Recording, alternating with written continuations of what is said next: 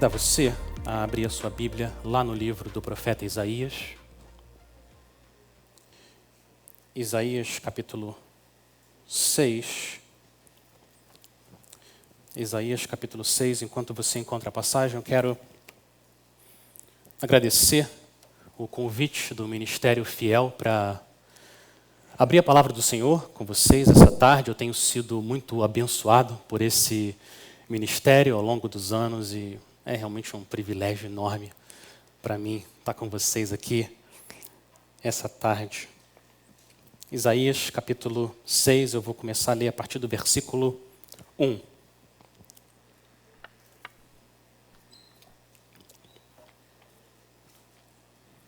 Isaías 6, versículo 1, assim diz a palavra do Senhor. No ano da morte do rei Uzias, eu vi o Senhor assentado sobre um alto e sublime trono, e as abas de suas vestes enchiam o templo. Serafins estavam por cima dele, cada um tinha 6 asas, com 2 cobria o rosto, com 2 cobria os seus pés e com 2 voava. E clamavam uns para os outros, dizendo: Santo, Santo, Santo é o Senhor dos exércitos, toda a terra está cheia da sua glória. As bases do limiar se moveram à voz do que clamava e a casa se encheu de fumaça. Então disse eu: ai de mim, estou perdido, porque sou homem de lábios impuros, habito no meio de um povo de impuros lábios, e os meus olhos viram o Rei, o Senhor dos exércitos. Então, um dos serafins voou para mim, trazendo na mão uma brasa viva que tirara do altar com uma tenaz. Com a brasa tocou a minha boca e disse: eis que ela tocou os teus lábios. A tua iniquidade foi tirada e perdoado o teu pecado. Depois disto, ouvi a voz do Senhor que dizia: a quem enviarei e quem há de ir por nós? Disse eu: eis-me aqui, envia-me a mim. Vamos orar mais uma vez? Senhor, desvenda os nossos olhos para contemplarmos as maravilhas da Tua lei, nos dê um coração para que a gente possa entender que ninguém é santo como o Senhor, porque não há outro além de Ti e não há rocha como o nosso Deus. Senhor, através da Tua palavra, mostra a glória da Tua justiça, da Tua graça, do Teu amor, da Tua misericórdia, da Tua compaixão, da Tua santidade. Nós pedimos isso no nome do Senhor Jesus. Amém. O que vem à nossa mente quando nós pensamos sobre Deus é a coisa mais importante sobre nós. O que vem à nossa mente quando nós pensamos sobre Deus é a coisa mais importante sobre nós. É com essa frase que A.W. Tozer abre o livro O Conhecimento do Santo. Não existe nada mais importante, não existe nada mais prático, não existe nada com mais poder para transformar a nossa vida do que o conhecimento de Deus. Provérbios 9, 10 diz que o temor do Senhor é o princípio da sabedoria. Conhecer o santo é ter entendimento. Isso significa que a qualidade da nossa adoração e do nosso serviço está diretamente ligada ao tamanho de Deus nas nossas mentes. Se os pensamentos que nós temos sobre Deus são pensamentos pequenos, então a nossa adoração vai ser fria e chata e sonolenta. Mas se os pensamentos que nós temos sobre quem Deus é são pensamentos grandes, então a nossa adoração vai ser cheia de expectativa, e reverência e alegria. Eu estou convencido de que o maior problema do ser humano é que ele tem uma visão pequena demais de quem Deus é.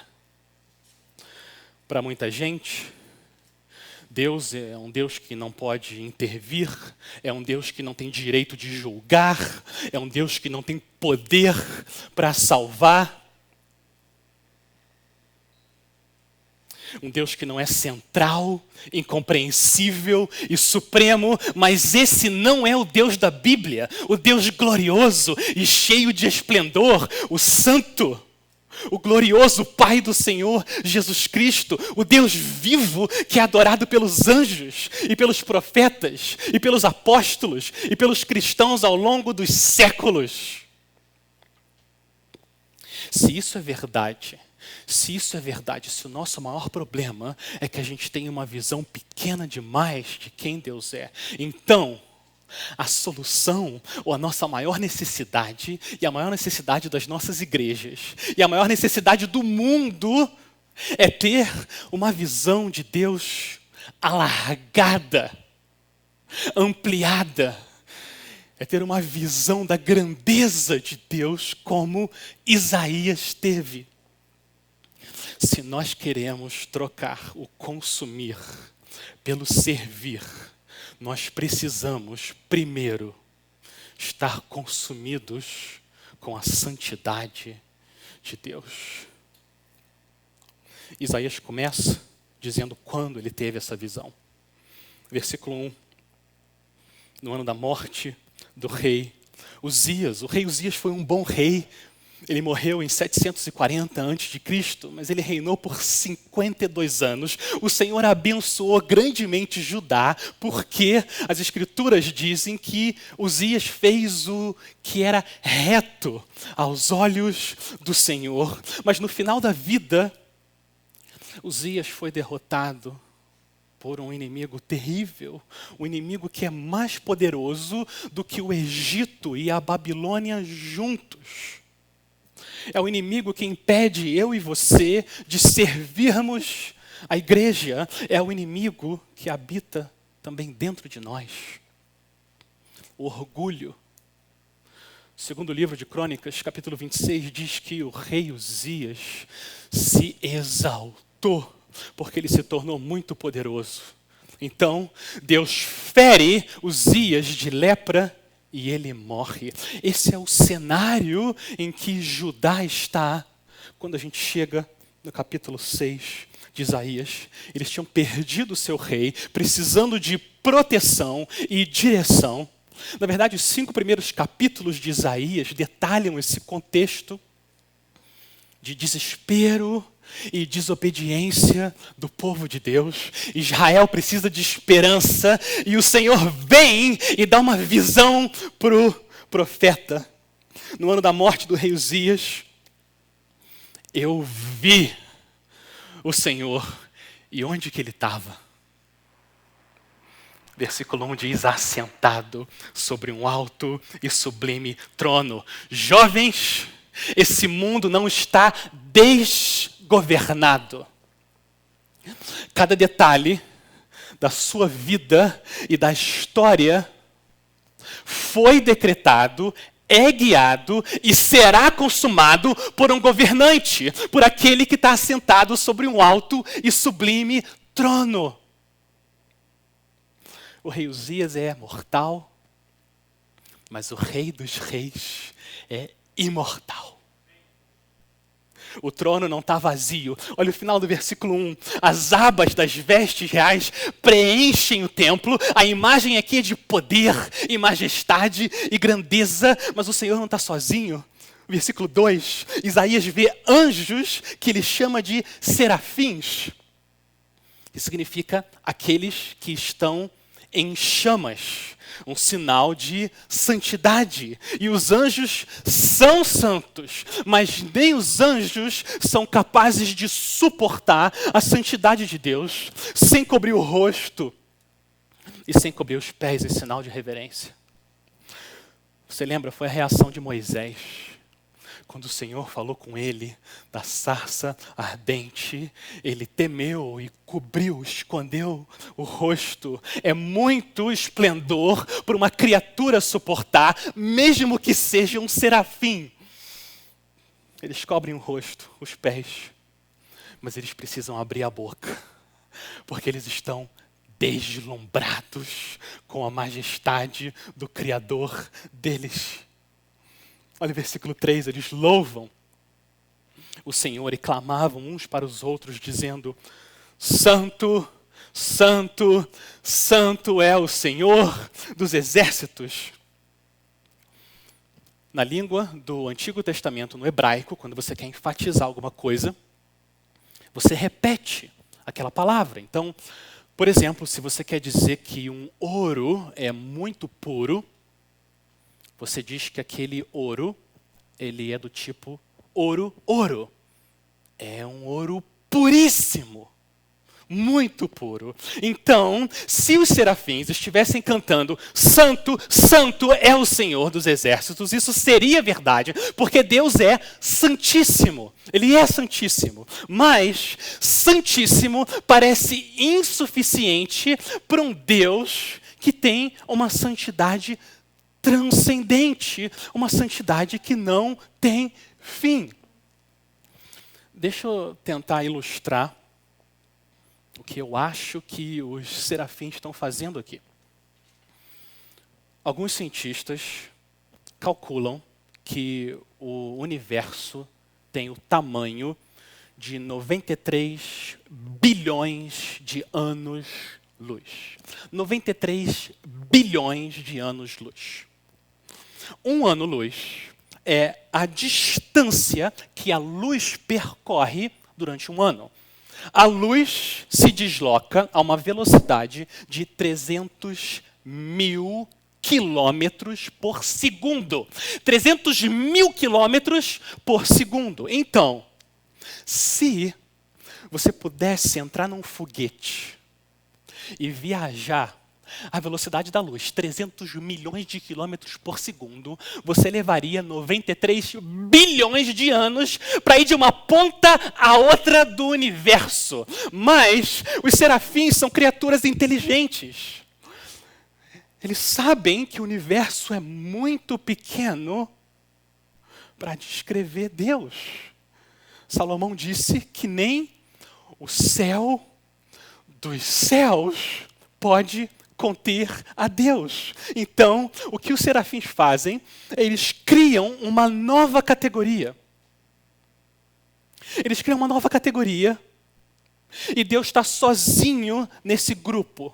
Só Deus pertence aos seres da classe Santo, Santo, Santo. É isso que faz Deus ser Deus. Ele está separado de toda a criação. É isso que a santidade significa em seu fundamento. Separação da criação. Deus é diferente no sentido mais profundo da palavra. Agora, junto com essa ideia de separação, vem também o conceito de pureza de caráter do Senhor. Deus é perfeito em seu caráter moral. Então, dizer que Deus é santo é também dizer que Deus é perfeitamente perfeito em todas as suas perfeições. É isso que significa dizer que Deus é santo. E quando a santidade de Deus, internamente, se manifesta na terra, externamente, a Bíblia diz que nós estamos vendo a glória de Deus. E se nós tivermos olhos para ver como os serafins tiveram, a gente vai ver, final do versículo 3, que toda a terra está cheia da sua glória, na imensidão do mar, e na altura das montanhas, e na extensão das florestas, e nas cores das flores, e na velocidade do leopardo, e no golfinho nadando, e na águia voando, e principalmente a glória de Deus está estampada nos homens e nas mulheres que Ele fez à imagem dEle. Toda a glória está cheia, toda a terra está cheia da sua glória. Tudo que Deus criou, Ele criou criou para manifestar algum aspecto de quem ele é. Agora, o que acontece com o templo celestial quando o turbilhão de vozes dessas criaturas, dos serafins, cantam para Deus? O que acontece? Olha o versículo 4.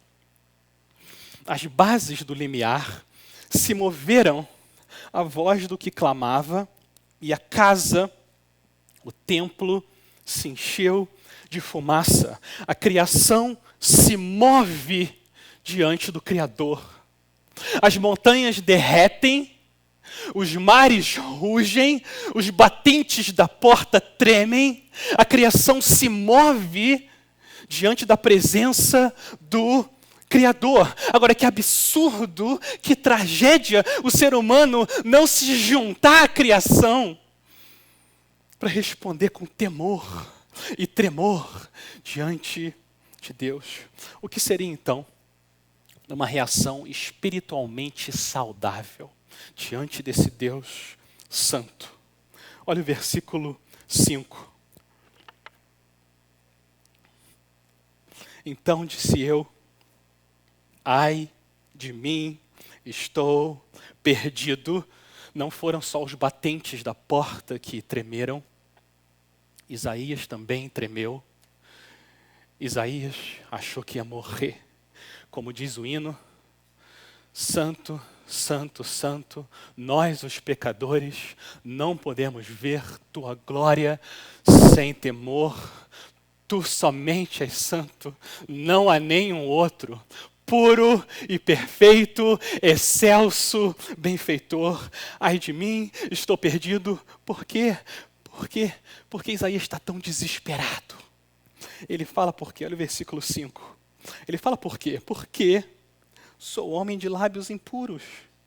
Habito no meio de um povo de impuros lábios. E os meus olhos viram o Rei, o Senhor dos Exércitos. É como se o brilho da luz, da santidade de Deus, iluminasse o coração de Isaías, para que ele visse toda a podridão e a imundície dentro dele e dentro de Israel. Quase todo mundo acha que é uma boa pessoa e merece ir para o céu. Quase todo mundo, mas essa opinião de si próprio só dura enquanto essa pessoa não vê Deus em sua santidade. Porque assim que o Senhor abre os olhos do pecador, para que ele veja a pureza de Deus e a sua própria impureza, sempre toda pessoa reage, sem nenhuma exceção, com ai de mim, estou perdido. Essa sempre é a reação do pecador. Ver Deus em sua santidade é uma experiência traumática. Ninguém que viu a Deus continuou sendo a mesma pessoa. Ninguém. Jó abominou a si mesmo e se arrependeu no pó e na cinza. O profeta Daniel cai sem forças e fica doente. O apóstolo Paulo é jogado no chão e fica 3 dias cego. Existe uma violência emocional nesse encontro com a santidade desse Deus grande. Agora, é muito importante a gente entender o seguinte: existe um trauma nesse encontro com o Senhor. É uma experiência traumática. Mas esse é um trauma restaurador. É um trauma salvador. O que está acontecendo aqui com Isaías precisa acontecer com cada um de nós. Se nós queremos conhecer a Deus, primeiro, a gente precisa ser humilhado pela santidade dele. Pergunta. Quem deu essa visão aqui para Isaías? Quem? Quem foi que humilhou Isaías e jogou ele no chão? Foi Deus! Foi Deus que fez isso. E Deus fez isso por amor. Deus ama Isaías. Então ele joga Isaías no chão, humilha ele. Traz Isaías até o ponto em que ele queria. esvazia Isaías de toda esperança de justiça própria, esvazia Isaías de si mesmo, para então encher Isaías com a graça dele, com a graça de Deus. E se Deus está humilhando você com o seu pecado, com o seu orgulho, a sua impureza, se Deus está fazendo isso com a sua vida, eu quero dizer para você que esse é um bom sinal. Esse é um bom sinal. Só os filhos verdadeiros são disciplinados. Hebreus 12:10 diz que o Senhor nos disciplina para aproveitamento, a fim de sermos participantes da sua santidade. Humilhação faz bem para a nossa alma. Ela machuca a carne, mas ela cura o nosso espírito. Quanto mais nós descemos ao pó, mais pura é a nossa adoração e mais fiel é o nosso serviço. Humildade nunca é demais. E se nós vamos trocar o consumir pelo servir, nós precisamos ter nossa carne humilhada. A nossa carne que insiste em querer ser servida ao invés de servir. Humilhação, então, é a maneira como Deus prepara a gente para a graça.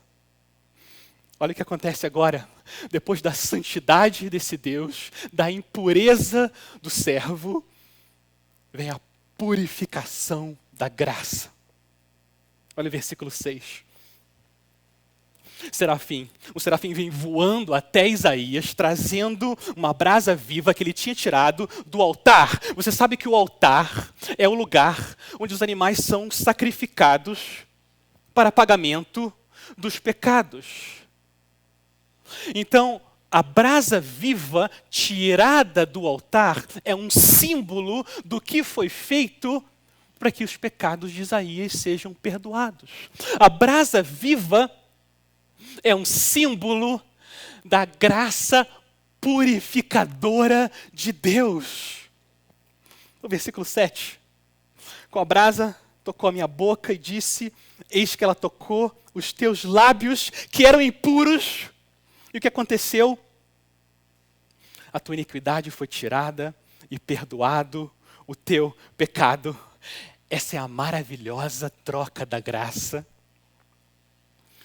Nós entramos com a nossa miséria e Deus entra com misericórdia. Nós entramos com o nosso pecado e Deus entra com perdão. Agora, Isaías está pronto para viver na presença de Deus sem achar que ele vai morrer. É isso que acontece quando a brasa viva do sangue de Cristo toca um coração do pecador. É isso que acontece. Sua culpa é removida, seu pecado é perdoado. Eu quero dizer para você não oferecer a riqueza das suas obras para Jesus. Não faça isso. Ofereça a sua pobreza espiritual a Ele. Não ofereça a sua bondade, ofereça a sua necessidade.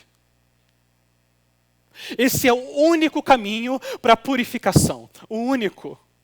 Você vai até Cristo, como você está, e você deixa Ele cobrir você com a justiça dele.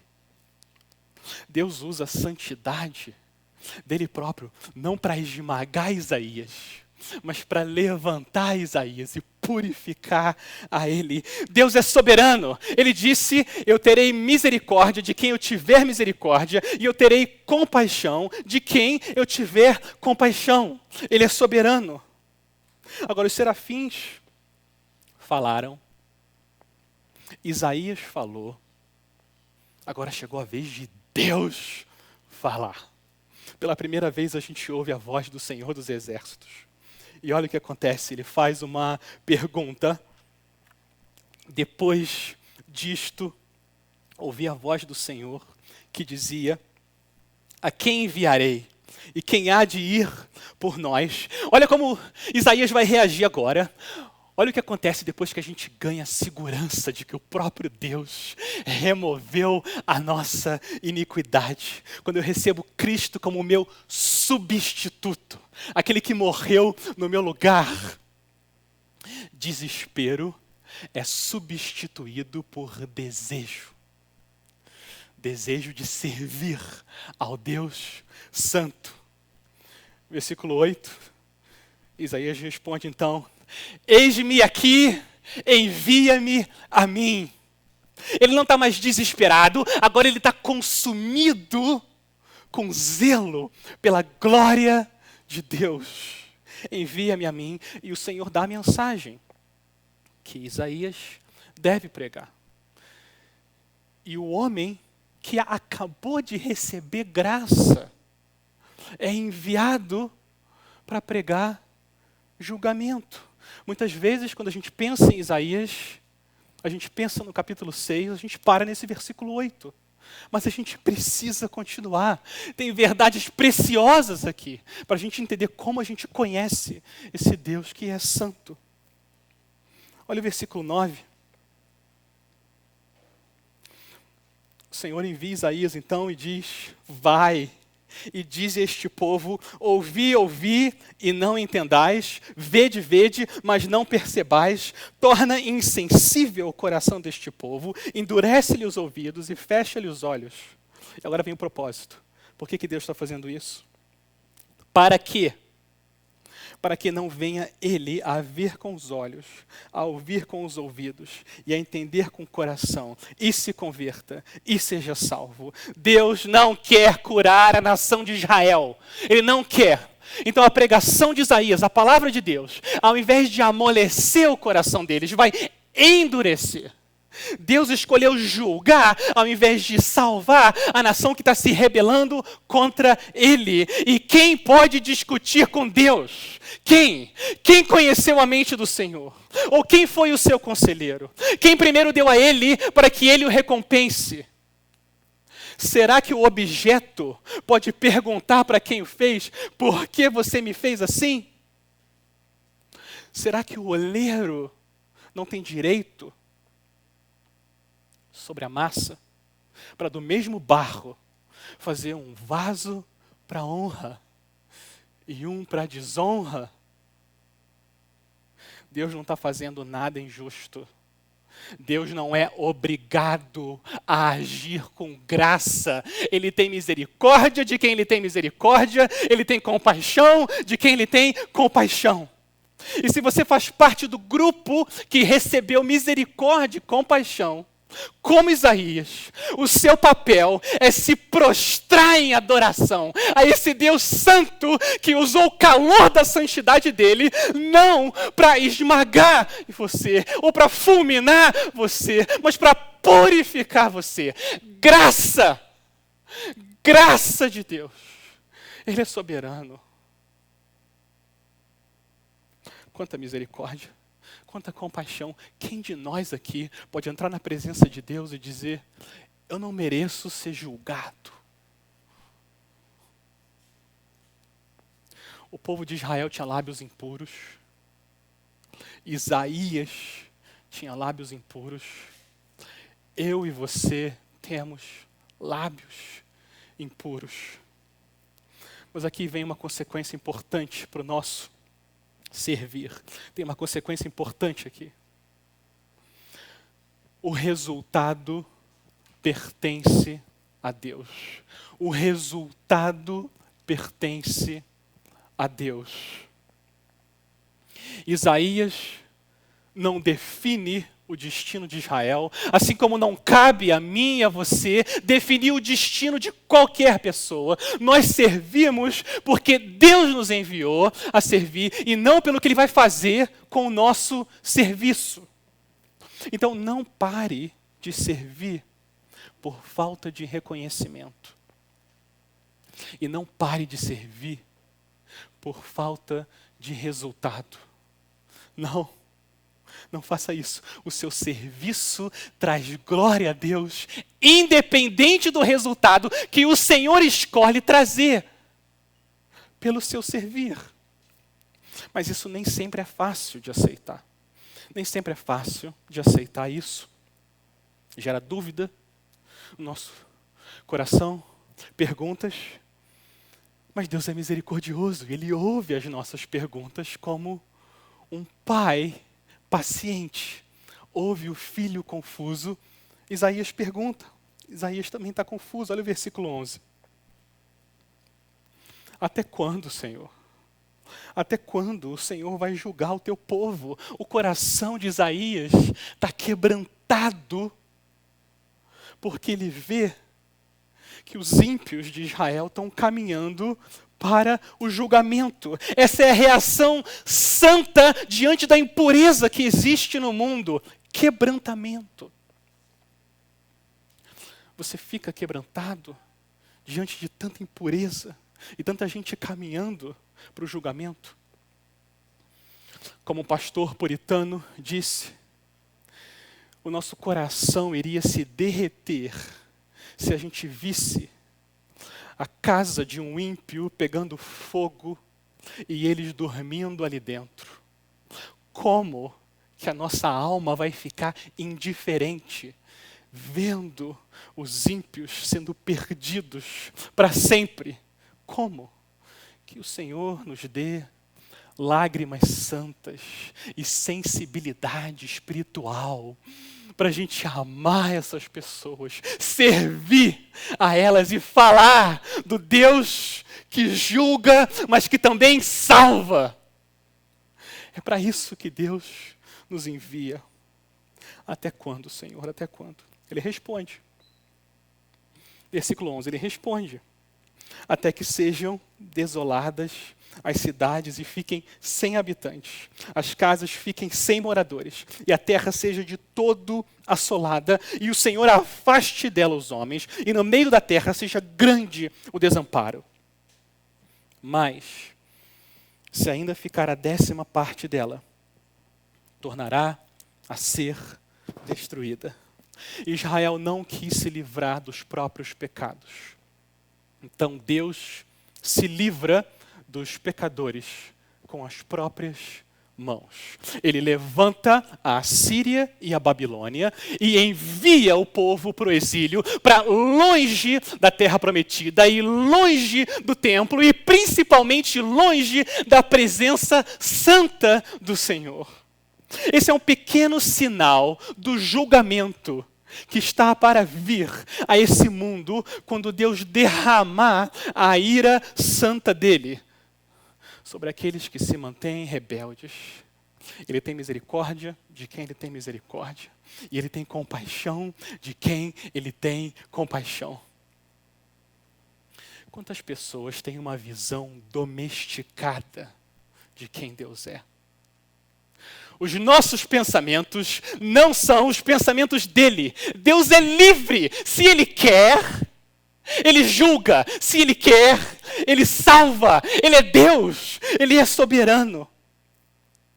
Ele é o rei, o Senhor dos exércitos. Agora, quanto louvor nós deveríamos ter no coração em termos recebido olhos para ver e ouvidos para ouvir e um coração para entender a santidade de Deus e termos corrido para o altar da cruz e ver os nossos pecados crucificados no Filho Santo de Deus. Tem um segundo motivo, por que Isaías perguntou até quando. Eu quero mostrar para vocês aqui, tem um segundo motivo, por que Isaías perguntou até quando. Ele está quebrantado porque Israel está andando em direção ao julgamento, mas Isaías também sabe que Deus fez promessas ao povo dele. Deus fez uma aliança com o povo de Israel. E Isaías sabe disso. Deus prometeu a Adão que um descendente da mulher esmagaria a cabeça da serpente. Deus prometeu a Abraão que através dele todas as famílias da terra seriam abençoadas. Deus prometeu a Judá que o cetro do rei não se afastaria da tribo dele. E Deus prometeu a Davi que um filho dele reinaria para sempre. Deus prometeu e Deus é fiel. Isaías sabe disso. Como assim? Mas, se ainda ficar a 10ª parte dela, tornará a ser destruída. Para onde foram as promessas de Deus? Quem de nós aqui nunca perguntou até quando, Senhor? Até quando? Até quando essa situação? Até quando as coisas vão continuar assim? Até quando eu vou ter que esperar? Para onde foram as promessas do Senhor? Eu digo para vocês que as promessas do Senhor não foram para lugar nenhum. Elas estão tão seguras quanto o trono dele. A mensagem de Isaías, que começa com o julgamento, termina com a promessa de cumprimento. Olha a continuação do versículo 13. Como terebinto e como carvalho, dos quais, depois de derribados, ainda fica o toco, assim a santa semente é o seu toco. Então, através do julgamento, Deus vai trazer salvação. Israel não vai ser completamente arrancada. Deus vai deixar um toco, a santa semente, um remanescente fiel, que Isaías vai dizer no capítulo 11, que é desse toco, desse tronco que vai nascer o Salvador, aquele cheio do Espírito do Senhor que Israel tanto aguardava. Então, é verdade que nós não servimos por causa do resultado, mas nós servimos também cheios de esperança. O Deus que julga, o Deus que salva. Agora eu tenho uma última pergunta que a gente precisa lidar aqui no nosso texto, uma última pergunta. Quem exatamente Isaías viu? Quem exatamente Isaías viu naquele alto e sublime trono? Se ninguém pode ver a Deus, quem que Isaías viu? Eu quero convidar você a abrir lá no Evangelho de João. Vamos para o Evangelho de João, capítulo 12. E João usa essa passagem de Isaías 6 para explicar a incredulidade dos judeus como um julgamento de Deus. E o apóstolo João vai nos ajudar a entender quem que Isaías viu. João 12, versículo 39. João 12, 39. Por isso, não podiam crer, porque Isaías disse ainda. E vê se você reconhece essa linguagem. Cegou-lhes os olhos, endureceu-lhes o coração, para que não vejam com os olhos, nem entendam com o coração, e se convertam e sejam por mim curados. Olha o que ele diz agora. Isso disse Isaías, porque viu a glória dele e falou a seu respeito. Isaías viu a glória dele. Dele quem? Dele quem? Jesus. João está falando de Jesus aqui.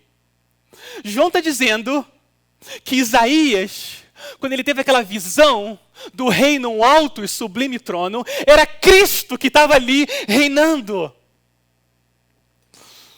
Ele era o rei assentado sobre esse alto e sublime trono. Essa é uma das verdades mais importantes que você pode carregar na sua vida. Que existe um rei e ele está assentado no trono. Ele é santo e soberano, ele julga e ele salva. Você conhece esse rei? Você conhece esse rei? A brasa viva do sangue dele tocou o seu coração, purificou você.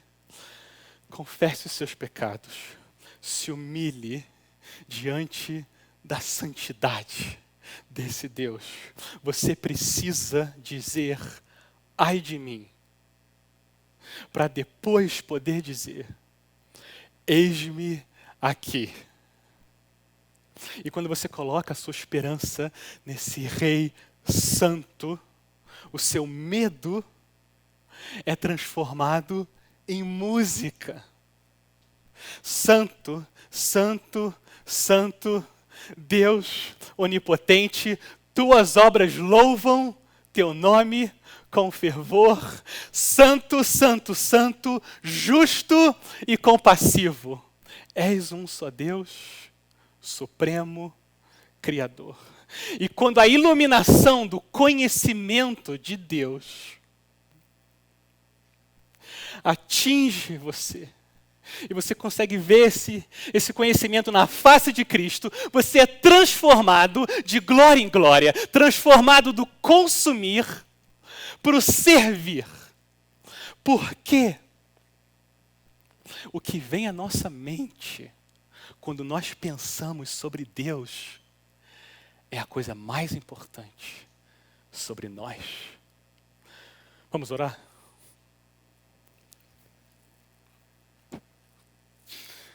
Senhor, tem misericórdia e tem compaixão. Nossos lábios são, sim, impuros, e nós precisamos da brasa viva do sangue de Cristo para nos purificar, para sermos perdoados. Senhor, e se o nosso rei se tornou servo e servo sofredor, quem somos nós, Senhor, para não servirmos? Senhor, nos humilha e nos santifica. No nome do Senhor Jesus. Amém.